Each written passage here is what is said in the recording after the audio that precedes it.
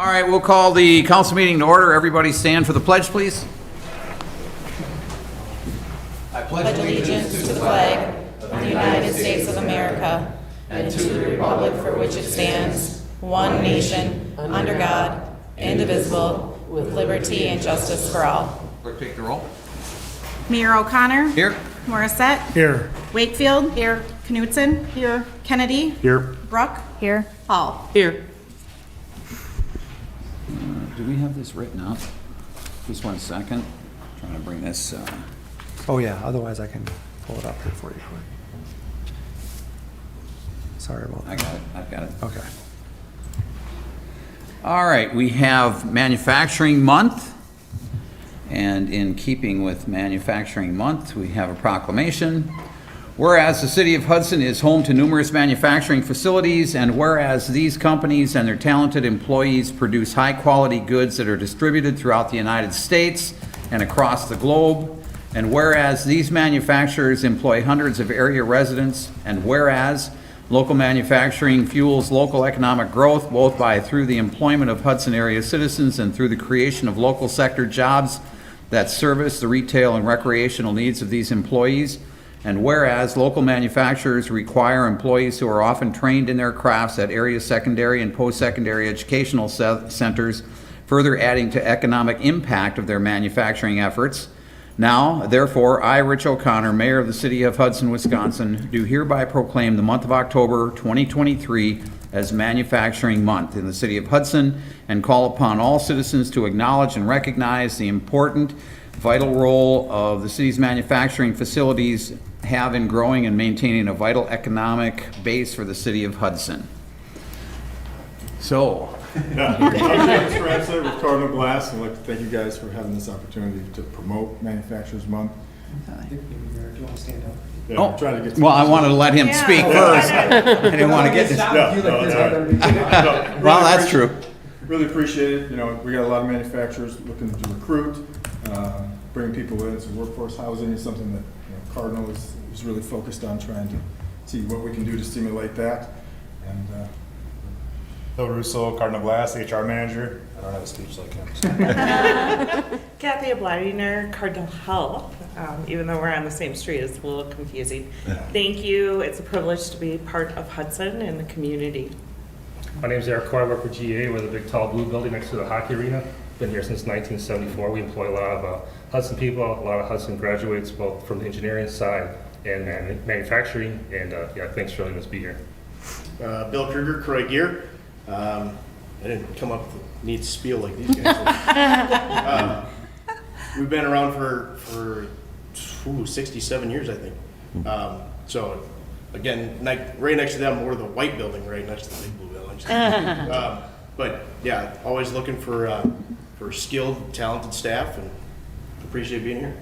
Leslie Blaskachik, I'm with the Hudson School District. I'm the School to Career Coordinator, and we're doing this every year. We're hoping to do this every year. I appreciate the opportunity to work with the Chamber and all these great area manufacturers to help students understand the broad array of careers that are available right here in their backyard in manufacturing. Great. Well, thank you all for being here.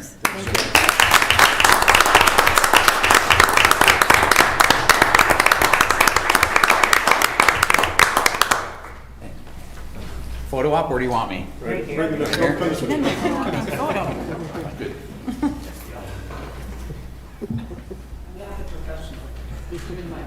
Thank you. You didn't tell me you were Thank you very much. Thank you. Do you think that'll threaten anybody? Thank you. Get away. All right, good to see you guys. Thank you. Thank you.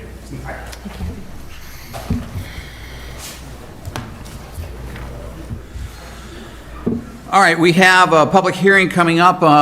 Zoom is up, I presume, for this. Public hearing on Laurel Avenue City Hall parking lot and Lakefront Park Trail improvements, CP 2023-007 for special assessments. This is a public hearing. It's your opportunity to weigh in on this subject if you have an opinion. If you are here present with us, please come to the mic, identify yourself. Please try to keep your comments brief. Try not to repeat other people's comments.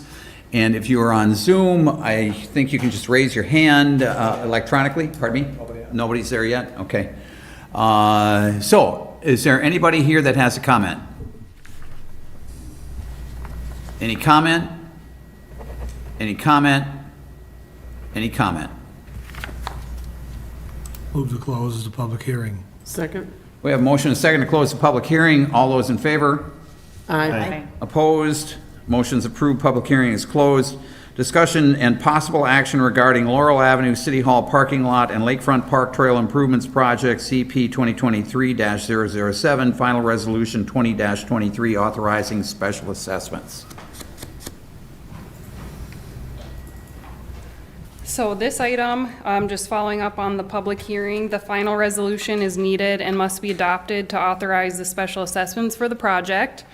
So according to our special assessment policy, 50% of curb and gutter and sidewalk replacement and 100% of driveway replacement is accessible to the adjacent property owners. So there's an engineer's report online, and the recommended action is to adopt the final resolution. Who are we assessing for the parking lot out here? Well, you. Yeah, there you go. There you go. That's why nobody objected. That's right. All those in favor? Oh, just me? Yeah. I appreciate that. I better have first parking spot. Okay, we can make that happen. Make a donation, you get your safe spot. Yeah. I mean, it just goes, Citywide. it's the city, we have it right now under our city CIP funds All right. coming out of. Okay. Wait a second, now back up a minute. So you're assessing every taxpayer, so they will see something different on their tax bill? It's just the people that we replace curb and gutter driveways on Laurel Avenue. Not this. Correct. No. Yep. We're paying that out of the Correct. CIP. Yep, Got yep. it. All right. That's- Yep. Look, should that be in this resolution? It's clear that they're not being assessed, we're not being assessed. Okay. So basically, it was a bid that you had packaged together, or we approved it in Yes, Public yeah, it's Works, kind and of, so... it's like, it's the whole package, so that's the project name, but technically, and I think I might have written it that it's just kind of for the Laurel Avenue part of the project. Those were the So assessments. it's just are more, being- that's the whole project name, so. Yep. So you're asking us to approve The assessments to the those Laurel Avenue. assessments? I see, thank you. It's not the final payment to the vendor, Nope. because they're not done yet, of course. Yeah, correct. Thank you. I'll move to adopt the resolution. Is there a number? No? Yep, 2020. 2023, please. Second. Motion second to approve. Discussion? All those in favor? Aye. Opposed? Motion's approved. Thanks. Consent agenda. You know, excuse me, Mayor, I think we forgot to have the general public comments at the beginning, because we went Can I right to do that again? presentation. So I don't know if anyone's here, I just didn't want to. I don't know why I do that. All right, thank you for bringing that up. Actually, it was Linda noticed it, but Yeah, okay. I don't know why I do that. well, we had a kind of presentation blended and in we had there. guests, so. Public, I think yeah. we rolled right into the public hearing. Yeah. Yeah. Exactly, so.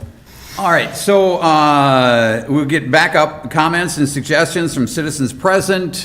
This is your opportunity to talk about anything related to the city that you'd like to talk about that is not currently on the agenda for this evening's meeting. And once again, if you do have a comment, please come to the podium, identify yourself, give your address, and make your comments brief, and try not to repeat other people's comments. Does anybody have a comment? Any comment? Any comment? Any comment? Hearing none, we'll move on. Thanks again for bringing that to my attention. Got it. Appreciate No it. problem. All right, consent agenda. Approve the meeting minutes from September 18th, 2023 regular council meeting. Approve the claims in the amount of $3,621,573.04. Approve the St. Patrick's School Halloween event. Approve quote to repair the existing retaining wall at 101 3rd Street. Approve Resolution 21-23 for the 2024 through 2028 TAP grant application. Approve Resolution 22-23 requesting exemption from county library tax. Approve the appointment of Mimi Fair to the St. Croix Economic Development Commission Loan Fund Committee. Can I pull that, please? Okay, Reject the bid for the Toll Bridge Stair Improvement Project. Could and you approve- pull that one also, please? okay. Thank you, Becky. And then approve the mutual aid agreements.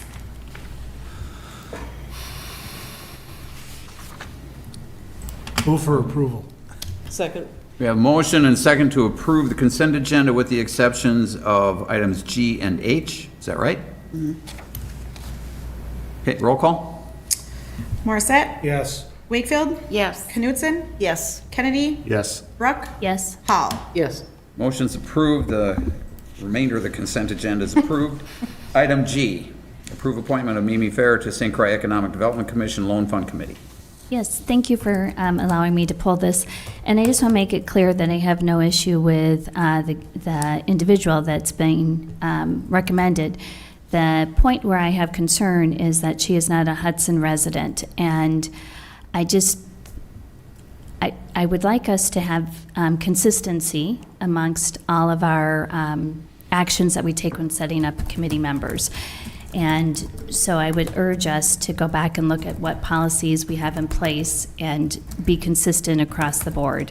In my time here, there's been different times when folks have been told that they had to be a Hudson resident, and then we have people that aren't Hudson residents, so I don't think we have clarity. And so that is what I'm asking for. Okay, so just to be clear, when Mimi had expressed interest in this, I had reached out to Bill Rubin to ask, because this is not a Hudson, City of Hudson committee. This is St. Croix County committee. And I'd reached out to him and asked him if you had to be a resident of the city or if you could be a property owner, et cetera, right? And he said there is no requirement for residency at all, or even for property ownership here. But to be fair, the Fairs do continue to own the property on 2nd Street, and so there is still an anchor here in the city, even though she doesn't live here. And clearly, she's been a very involved person in everything that's happened in the city for as long as she's been here. So, And now, and her previous family, or her parents. sure, and it does say representing Hudson on the economic, Sure. Yep. and I'm sorry, Council No, Member that's Knudsen. okay.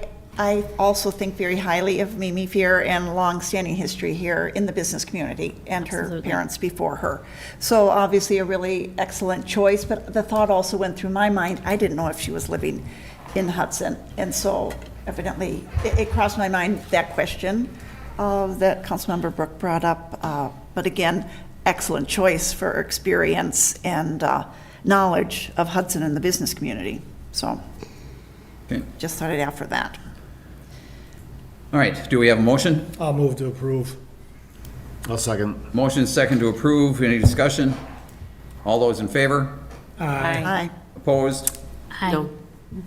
Motion's approved. Reject the bid, item H, reject the bid for Toll Bridge Stairs Improvement Project. Well, thank you. I just wanted to have a chance to discuss this publicly so that those who are concerned about it could get a little background, and so that's why I had spoken to Mike Morales about it, and he's prepared to explain it to us. Yeah, so this project has been on the forefront of the Mooring Association for quite some time to have easier access down to the mooring field. Obviously, right now, their dinghies are on rocks, and they have to climb down riprap in order to get to them, and then go out to the mooring field to their sailboat. So we're at a point now where the fund in the mooring fund is at a spot where we can, take on a project of this size. We had a local architect develop the plans and specs. We went out to bid.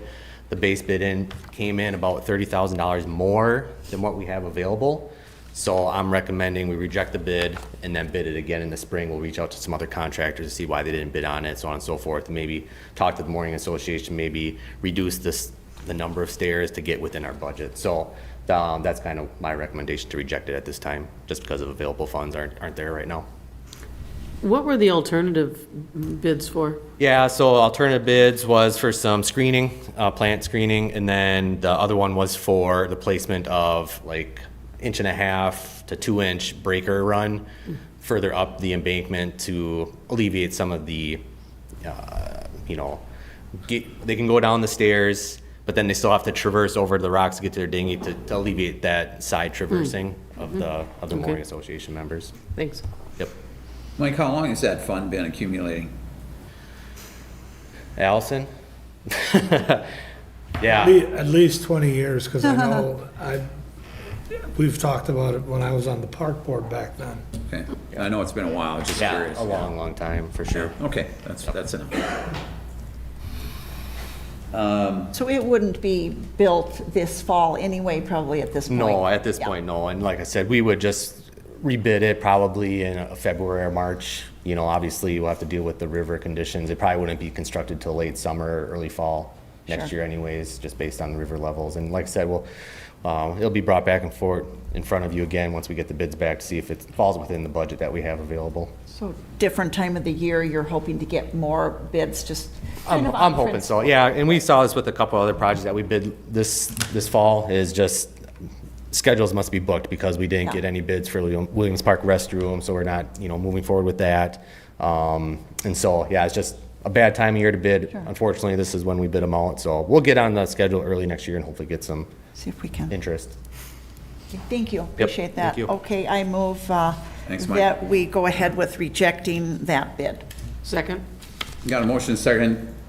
Any discussion? All those in favor? Aye. Opposed? Motion's approved. Action on supplement to the 2023 sewer rate study. So, well, let's actually talk about A and B together. They're basically the same Okay. thing. And so, kind of the quick summary of it is, as you know, the city is moving, or was intending to move North Hudson to wholesale for sewer next year in 2024. And then when our existing water agreement is up at the end of 2024, then it's our intent to move them to wholesale for water as well, starting in 2025. The village raised some concerns about our moving the wastewater to wholesale in 2024. Some of those concerns, I think as you saw, some of those back and forth letters, was related to an existing Clean Water Fund loan that we took for the wastewater plant expansion. And while we find some of the things in the letter, questionable maybe, but regardless, because we still have an existing water agreement in place through next year, which means that we're still going to continue billing for water, things like that, for the village next year, it seemed the easiest and cleanest to, instead of moving, directly to wholesale for the sewer, we are going to rescind that termination for now, and instead we'll be billing the village under our same current agreement from 1978 for sewer services, but it'll be at that same amount as if it was wholesale. And so what this first item does is it basically is the update of our sewer rate study, so we can include the items in there that would be included in the wholesale, which is like the cleaning of the, maintaining of the lines, our costs to bill and provide billing services for the village, things like that. So we're updating the study to include those numbers. And then what the resolution does is basically just says, okay, we're not taking you to wholesale for sewer in 2024. We'll continue to bill you under our current agreement. It'll just be at these rates that we've newly adopted now with this kind of amendment. And then again, our intent is still to move both to wholesale in 2025 at the end of that water agreement. And so now the village does have 2 years to prepare for that transition when that does occur. So basically, we're just trying to keep this process moving as smoothly as we can, and so that's what this does. Now, wait a minute. You're saying that we aren't going with wholesale for the sewer, or we are going with? They're going to be considered wholesale with a contract. Okay. Yep. Yes, that was my understanding. Yep. Something that I think that the public should be aware of is why this is going on in the first place. And the issue is that the city of Hudson has liability for sending water and sewer through pipes that they do not own or control, and that's what is driving this process. And I think it's important for the public to understand that the only two options for limiting the liability of the city is either going with wholesale or having the having consolidation of things. And since the Village of North Hudson has declined to consolidate, then the only option available to the city of Hudson is the wholesale plan. Kip, for the general public, what is the rate we currently pay in the city of Hudson for sewer quarterly? Oh. 420 per 100 cubic feet, I believe. It was in that email today. Okay, so believe that's it. where are you positioning North Hudson? You're gonna give them a $38 increase, right? From $64, 48 cubic feet, to 102. I'm not sure where you're, Well, what I'm asking is, what is ours? What do we pay? The same thing? No, we do not Charging pay, them we do more not or pay the less? same. We don't pay the same.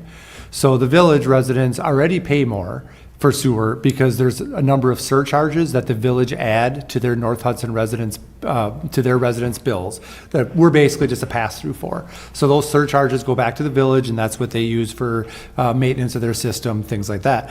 But under this proposal, we are adjusting what we charge the village for the actual sewer usage based on that wholesale rate through our contract still. And so basically, I think what, and then Christie, you can always weigh in on this as well if we're stumbling wrong on something wrong. But basically, what's happening is on average right now, their bill is about $64 a quarter. For a village resident, it's going to go up to about $103. After this adoption next year. And what that does then is the increase is based on including the cost for the city to do the cleaning of the sewer collection system and then also providing that billing service for them as well. And are we assuming the maintenance on the lift stations again? At least the main trouble one over on? no. They're still taking care of that? Yep. Even as we pull back on this reversal, on the termination? January 1st, the village will be responsible for Riverside Drive lift station.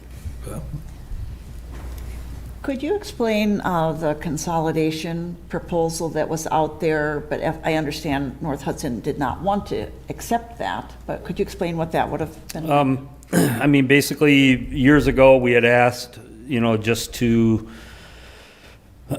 turn everything over to us, to the utility, water and wastewater.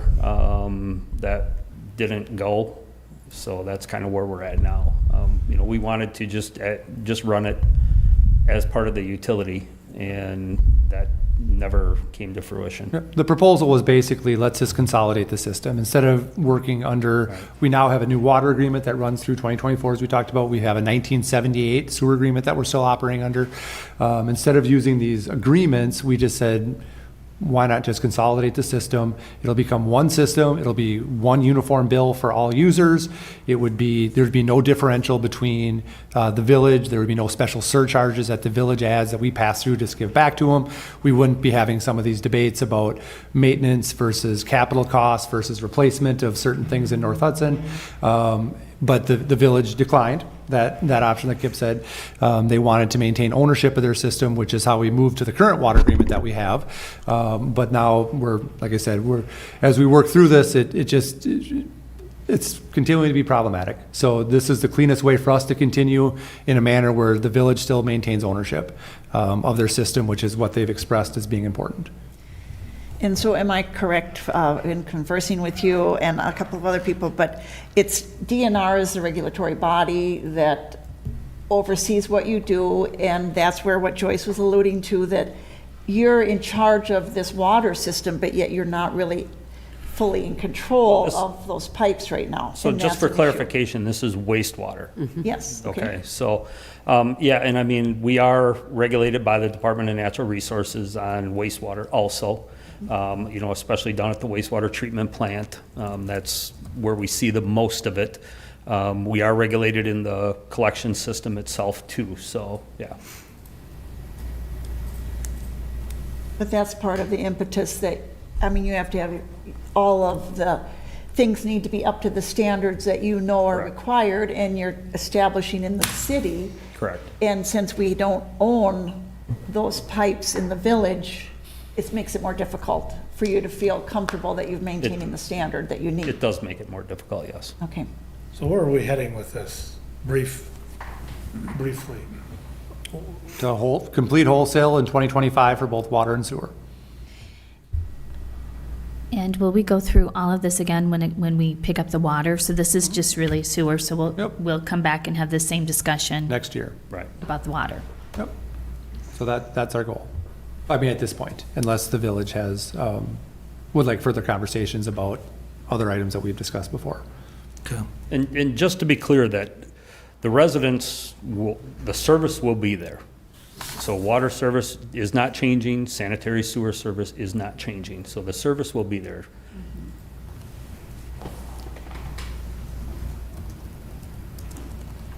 So, actually, are we combining the two for one vote, or? You can take them separate, that'd probably be fine. So Probably just do that. approval of the sewer rate study would be first and then the resolution second. Okay. So, do we have a motion? Move to approve the rate study. I'll second that. Got a motion, a second to approve. Any discussion? All those in favor? Aye. Opposed? Motion's approved. Action on 2323 sewer rate resolution termination of North Hudson. Move to approve Resolution 23-23. I'll second that.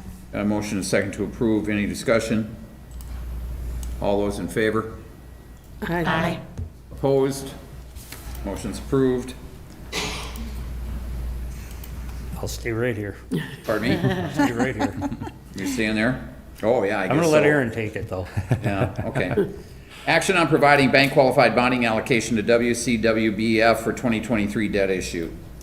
So basically, I think the short answer is that we have no place to take biosolids, which is, kind of what happens when we process sewer through our sewer plant. So we've had a longstanding relationship with the West Central Regional Biosolids Facility. We are, as part of River Falls and New Richmond, we're the biggest users, but there's multiple other users. Regardless, they need some facility upgrades to continue to maintain, to provide that service. And so for us, they're going to finance it. They're financing this facility upgrade that they're doing. And so to be able to do that, each of the member organizations is going to provide a small bit of our bonding capacity, basically, to remain bank qualified. So as we talked about when we did our bonding, as long as we do $10 million or less in bonding every year, we stay bank qualified, which gives us much better rates. So for the biosolids facility to do the bank qualified bonding, they need a little bit of bank qualified allocation from each of their members to be able to do the bonding for this project. And so they're asking from us for, I think it's roughly 1.7 million in our bank qualifying allocation for the year. We've done our bonding for this year. We have like about $2.5 million remaining in bank qualified for this year. We have no more plans to bond this year. We won't be bonding for anything else this year. This is a one-time ask for us to transfer that bank qualification to them. We've already got factored into our rates, our share of this. This is, nothing adding to rates or anything like that. We already have this factored in into the rates. So basically, all we're doing is giving them the ability to use our share, just like all the other members will be doing for the whole project. It doesn't affect us moving forward at all. This is a one-time for 2023 thing that we're doing. So it's letting them use our bank qualified, just like all the other partners are. We will be paying through our rates the cost for this project. That's already factored into all of our rate studies that Trilogy's been doing, things like that. So, basically it's just continuing forward with what this project that has to get done. We have to do this. We have no choice. Our biosolids have to go somewhere, and we have no other options right now. So that's what we're doing. So this is similar to co-signing a loan, but it's for a portion of the total loan, not for the entire loan. Yep, it's basically our share of it. Yep.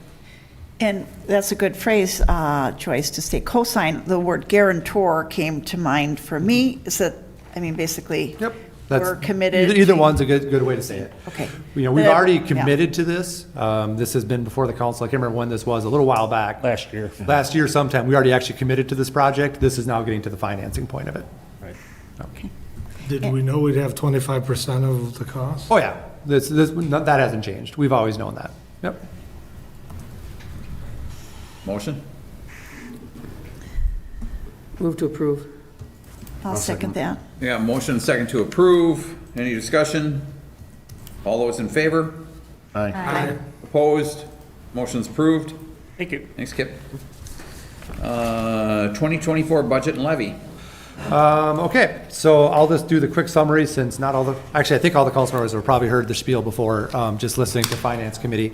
But I did have, I think mainly the one update was that since the last presentation to the Finance Committee, we did get some updated numbers. Mostly it was updated equalized values, which part of our agreement for our joint fire department is that part of the payments from our partners are based on their equalized value, because it's fire, we're often maintaining or protecting property. So that's where that value portion of it comes in.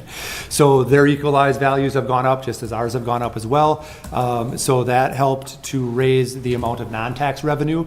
It just means our partners are paying a little bit more because their equalized values went up. So that has gone up from the last conversation. And then also we did get our final health insurance renewal number, which was lower than we had budgeted. So between those two, basically, we went from about a 9.3% increase to about an 8.9% increase. So, you know, not a ton, but still, I think a good reduction in overall increase, especially when we talk about the operating. Our overall increase went from 9.83 down to 9.16. That includes our operating, our debt combined.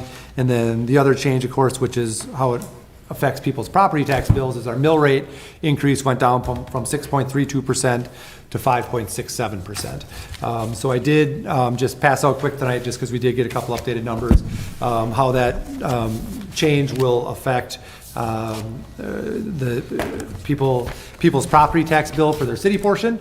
So that was this handout that kind of has that summary of whatever. I just passed that one out quick tonight just because we had updated numbers. So basically, on a $500,000 house, based on this current proposed budget, people would see a $123 increase in their city share of the taxes. So that's kind of that summary. I know that we probably have some conversation about the overall budget, any questions, things like that. So I kind of basically just open it up to any questions on the actual, budget and things. Timing wise, we do have scheduled our hearing on the budget for the first meeting in November. And our goal would be to then adopt the budget at that meeting as well. So we have plenty of time to get it to the county, property tax bills to go out, those sort of things. Have you heard anything from the county or from the school district? I haven't seen anything preliminary from them, so I don't know where they're coming in at.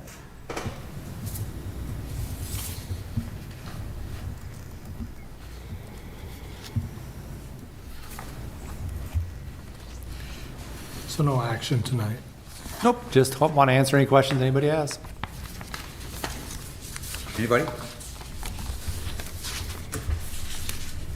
Anybody? I will not pass up the moment of talking, sorry. I was trying to be quiet and let you guys talk.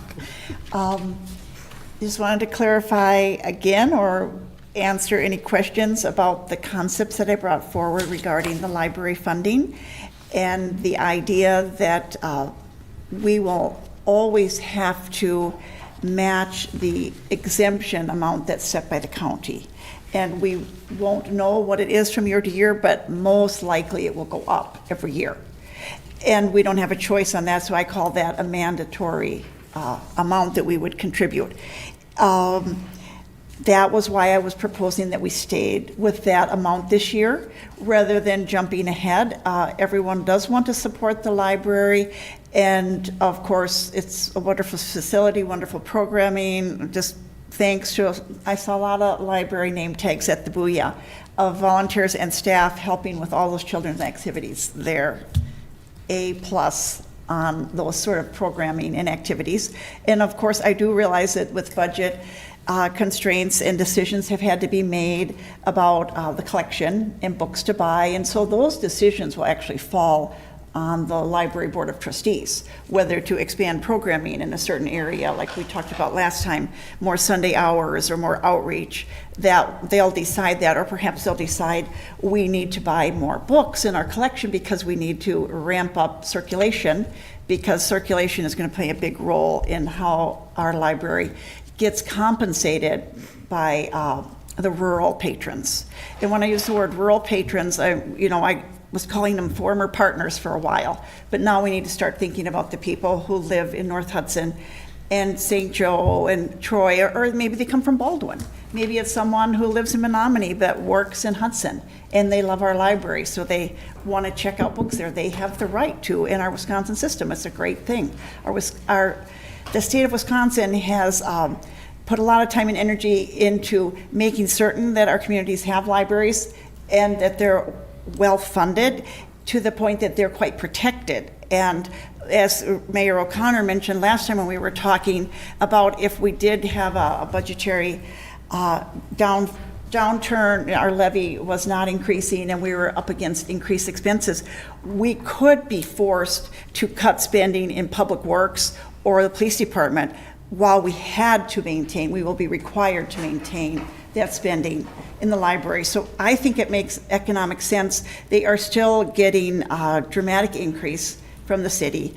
The levy towards our city residents would be at least 68% if we went with my suggestion, which was just taxing the levy to the exempt amount required by the county. If we go to the full number that's been proposed, that's going to be basically doubling how much the city of Hudson residents contribute to the library. So the second part of my point is that I feel like we should help establish the library on more firm footing as a conventional municipal library. They have had some areas that I'm sure have been very frustrating for the board and the staff in terms of dealing with the joint library, because all the municipalities had to kind of agree on what they were going to contribute and increase. And so at times that probably was like chasing cats. I don't know how it felt. But now there is just us as an entity, and this is one area that we can both help our own library and also protect our own taxpayers from paying more than they should for the library.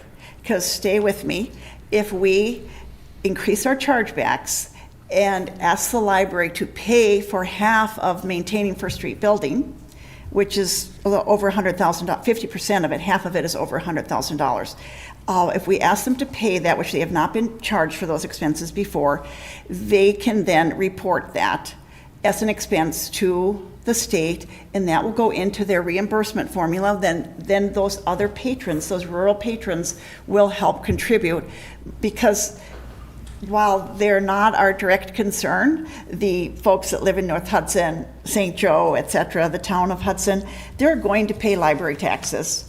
They're going to pay more than they did before, but we're only going to capture what is tied to the circulations. And I don't want to unnaturally inflate our circulation rate. And unfortunately, that's what's happened, I believe. That's the downfall to the statewide system. It's like a ratchet one way up on spending, because if you spend more, you get reimbursed more, so spend more, and there it goes. And again, remember, the county has no limit on how much they can levy for the library, so they have no incentive to put brakes on it. So I want to be rational, but I think asking, so we're not asking an exorbitant or inappropriate amount of money, because as I mentioned last week, our city administrator provided me with the number that the city of River Falls charges $250,000 in chargebacks to their library. So I would like to ask you to all consider that closely, because I think we do have to pay to maintain First Street building. We have established a tentative CIP, which in a couple of years, talking about replacing, the police will likely be moved out of that building, which is going to lead us to a decision point. What's going to happen with that First Street building? And I'm sure while it's scenic in a very nice location, it's not an ideal structure for a library because of the different floors. The structure of the building isn't able to support the stacks as well, to have the adequate number of books that they might like to have. And so I think that it is more realistic to start getting them standing on a more normal footing, that they're paying for what we provide. We've been providing it. I said that last time. We got no credit in the balance column or in the public opinion column for what we really were providing the library, which was a lakefront property that we charged very low rent. I mean, we cut the rent quite low a couple of years just to help during COVID. I'm not sure what the decision-making was on when it was reduced to $40,000, but clearly you can't rent 20,000 square feet Lakefront Park, Hudson, for that kind of money. So again, I would like to ask you just to consider that. I do think that it's legitimate. Those are real expenses. Just to point out one other expense that, again, I think we're giving extremely fair charges, which City Administrator Reeves had suggested a minor increase, and that's listed on, let's see, page 58 of this week's packet, intergovernmental charges. So there's administrative charge to the library for $15,000, and then the next line is administrative charge to cable, which is for $8,400. I'm assuming that those charges are sort of payroll expenses, or how would you The define cable that? one's a little bit that way, and then also we do minutes for their board. Okay. So it's the fact that, we do administrative charges, we do their payroll, we do things like Okay. that for them. I mean, they have very few employees. Various things. And then also we have one of our staff takes minutes for them too. So. Thank you. Okay, well, and so let's take the payroll example. I think there's 2 employees at the cable, River Channels, as opposed to, 14 or 15 at the library, and we're only charging them twice what we're charging. So that's under intergovernmental charges. Again, that's in your packet. I just again ask you to consider that, because I think we are going to support the library. We're automatically going to be taxing our residents 68% more. And that will ratchet up over years. We will have to do that. Hopefully, our town will still continue to grow and will attract new economic development, which yippee for, appreciate all the folks that came tonight, the manufacturing. We need to continue to grow in Hudson so that our levy grows, so that we have that money to spend. At any rate, that's my 2 cents for tonight. Thank you. Anybody? Could I just ask a couple of clarifying questions? Aaron, you mentioned a $123 annual increase. Is that reflective for just the library? Oh, no, that's the total levy That's as presented. Okay. Yep. So thank you for that clarification. And then with what Councilmember Knudsen is proposing, using that same formula of a $400,000 house, what she's recommending, do you know what that cost savings would be? I don't know specifically. I was not able to Sorry, kind of it get that, but rolled out today, but yeah. if we're talking basically a $200,000 reduction in, what the library would get, I mean, my assumption would be if we're at 122 now, 110, 105, somewhere right in that range.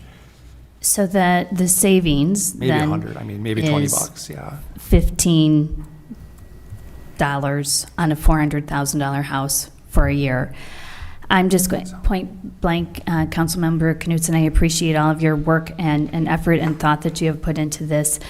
As I reflect on my time serving on council, this might be the one issue that so far, now I'm going to open myself up here, I haven't had one person say they don't want us to do this. And I certainly think for a savings of $15 a year, I'm completely comfortable with what has been brought forward. And I've had people who have specifically asked me to better fund the library, and they love the library, they love the library building, and I fully support the original recommendations. Well, it's a decision whether we're going to spend more. I mean, $15 per X value of property, so that is a fairly simple way. I mean, you said is that for $400,000? That's a $500,000. I would assume Okay. maybe 20. Sure. I can't tell you exactly, but I just think looking at it, probably somewhere right in that range. Yes, and I just, again, of course, we value the library, and it's important, but when we talk about our values, and everyone wants Hudson to be an affordable place to live, taxes are part of it. And I don't know if you've talked to anybody lately who's had their homeowner's insurance canceled, but it's going to happen. All the claims around here, homeowners insurance is going to go up. Those sort of things, they all play together. I've heard several council members say, well, what's the school district, what's the county doing? Because we know, I mean, sometimes someone complains to us about taxes and really it's the school district that raised the taxes, or county has done some big expenditure. It's hard for people to sort that out. I do understand that, and to look at the details of it. I just always want to come down on spending the money carefully and really respecting that there are some people that are kind of hanging on to their homes, barely being able to stay here. And like I said, I expect homeowners insurance to go up significantly in the area from what I've heard, and that's from an insurance agent that I know in a neighboring town. So that's going to contribute to that pinch. And so that's just my perspective, is that I'm always looking out for, do we have to spend that much? We will in time spend that much. There's a great increase. We're talking about doubling the amount. And so thank you. Appreciate your input though. Anybody else? The only one thing I forgot to share when we started all this is that the Wisconsin Department of Revenue did send out at the end of September, they have to certify the consumer price index increase for the year. Now, we don't qualify to use what that certification means. It's for some joint fire departments that that are at their levy limits and things like that. But the state Department of Revenue does certify what that CPI increase is. And so I thought it would just be good for the council to know that they certified it at 5.4%. So at the end of August, so year-to-date end of August, they're certifying that the consumer price index went up by 5.4%. So it does also help a little bit when you look at a 5.67% increase in the mill rate. While that is one of the larger increases that we've done in a while, we do recognize there's a lot of things at play here that kind of play into that. But we are still within what the state certifies, pretty close at least to what that CPI increase is. Everybody good? Okay, so we'll move on. Closed session, deliberating or negotiating the purchasing of public properties, I presume that's investment of public funds, or conducting other specified public business whenever competitive or bargaining reasons required closed session, potential purchase of property for police department. Move to go to closed session. Second. We have a motion and a second to go into closed session. Roll call. Morissette? Yes. Wakefield? Yes. Knutson? No. Kennedy? Yes. Brock? Yes. Paul? Yes. Motion's approved. We are in closed session. We'll go across the hall. We'll be back when we're done.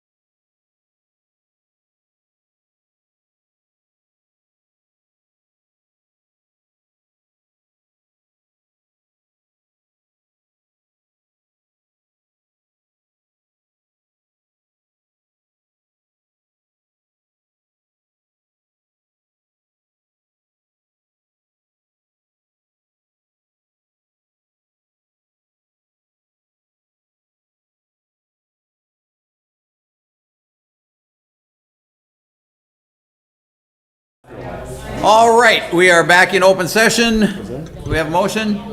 Yeah, right. I move to authorize the mayor and the staff to negotiate the potential purchase for a building for our police department. Second. Got a motion and a second. Any other discussion? All those in favor? Aye. Opposed? Motion's approved. I don't have anything. Anybody? Move to adjourn. Second. Got a motion and a second to adjourn. All those in favor? Aye. Opposed? Motion's approved. We stand adjourned. Thanks, everybody.